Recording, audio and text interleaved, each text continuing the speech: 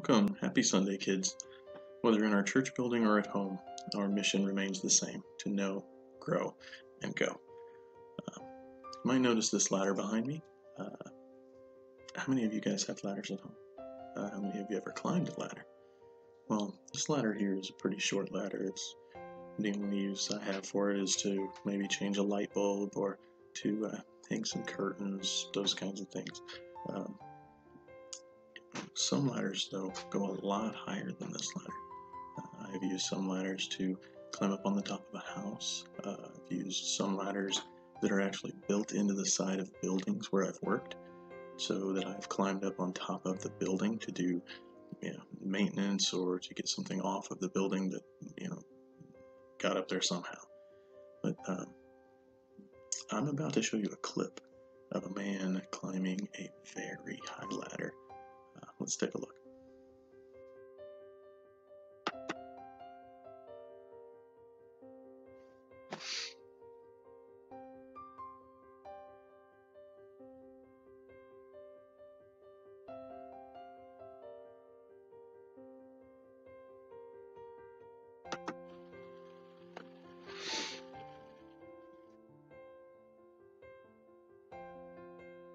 Now, that is a ladder I wouldn't want to climb.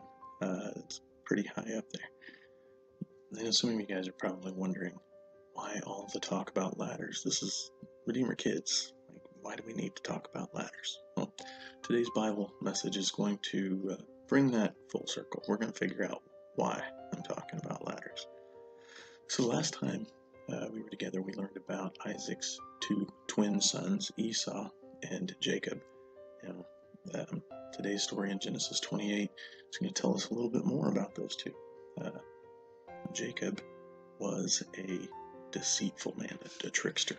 He intentionally deceived both his father and his brother for the blessing that's supposed to go to the oldest, but he kind of tricked Esau out of his blessing. And nonetheless, he was God's choice to receive Isaac's blessing and to carry on the promise that God gave Abraham. In Genesis 28, we pick up where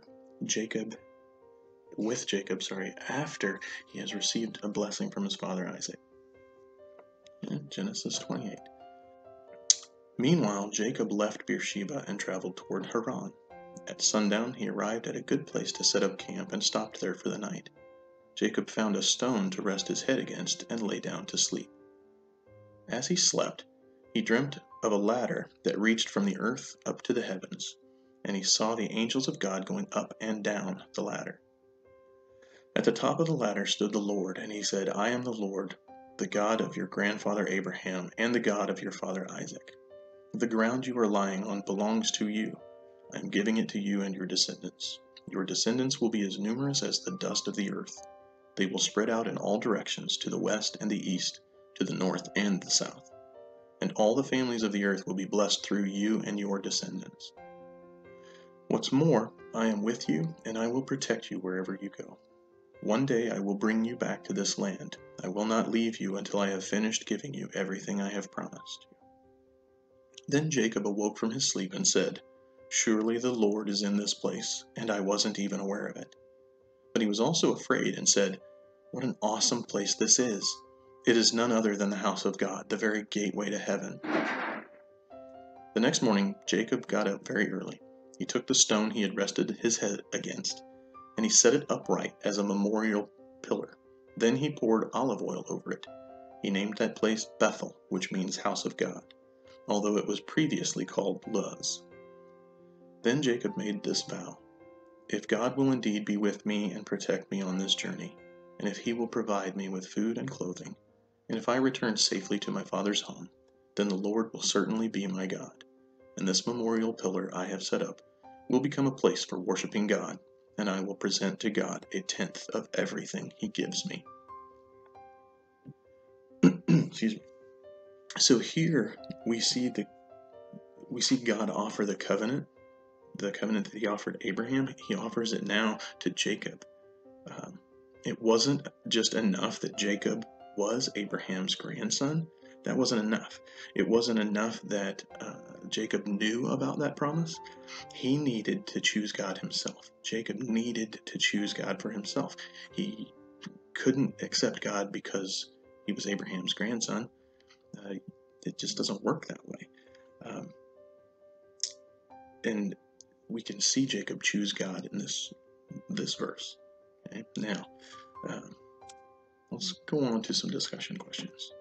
Do you think that Jacob was surprised to find God loved him after all the cheating and all of the trickery that he had done? Do you think that Jacob was surprised that God still loved him? And what does this tell you about God?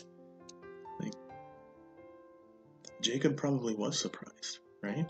Jacob knew who God was, but he didn't really have that connection with him. And he had been kind of a bad guy. He lied and cheated and stole, but God still loved him, right? That's kind of the same boat we're in. We mess up all the time, but God still loves us, right? God is grace, and he's full of grace, and he's so merciful. He's forgiving, and he loves us. Do you think that this encounter with Jacob, or with God, changed Jacob at all? Because when we encounter God on a personal level, if that doesn't change us, doesn't that say something about us? So Jacob had been told about God his whole life, right? Abraham is his grandpa, Isaac is his father. Like, he knows about God. He knows who he is. He'd been told about the promise that God made to Abraham. But his whole life he knew this. He knew these things, that none of this stuff was new to him. But Jacob's parents loved God. His grandparents loved God. And Jacob knew a lot about God. Did those things make Jacob a follower of God, though? Because he knew about God, and his parents loved God, and his grandparents loved God? Does that make Jacob a follower of God? Have you ever thought you're a follower of Jesus just because your parents love Jesus or your grandparents love Jesus? And just because they love Jesus and you might know a lot about him, does that make you a follower of God? Even though Jacob knew all about God, knew his promises, knew his parents and grandparents loved the Lord, even though Jacob knew all of these things, he didn't truly believe until God met with him in that dream. He encountered God himself, and that is when he finally believed. We all have to make our own decisions to follow God. We can't just think that we're following God just because we know people that love God and we know about God. We have to have that personal connection with him. We have to reach out and love God and make that relationship between us, not between our parents and God, not between our grandparents and God, but between us and God, us and Jesus. Jesus is the ladder to heaven. It's because of him that we can go to heaven. And so we've been talking about these ladders and the dream that Jacob had about the ladder. The ladder is Jesus. Because through Jesus, we have a chance to be in heaven with Jesus and God. And that's the only way, is through Jesus. John 14:6 says, "No one comes to the Father except through Jesus." No one. There's no other way. John 1:51 records Jesus telling his disciples that heaven will open, and angels will come down and go up on the Son of Man.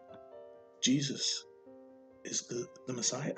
He's the ladder. He's the one that allows us to go up and down. We can go to heaven and see God because of what Jesus has done for us. Okay.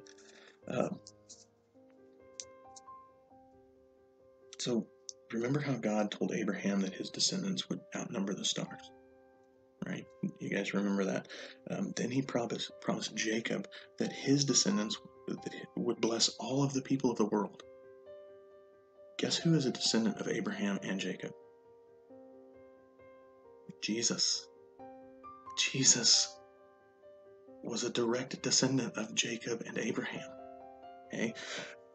Remember, boys and girls, the Bible tells us the one complete story. Everything points back to Jesus. Everything. Okay?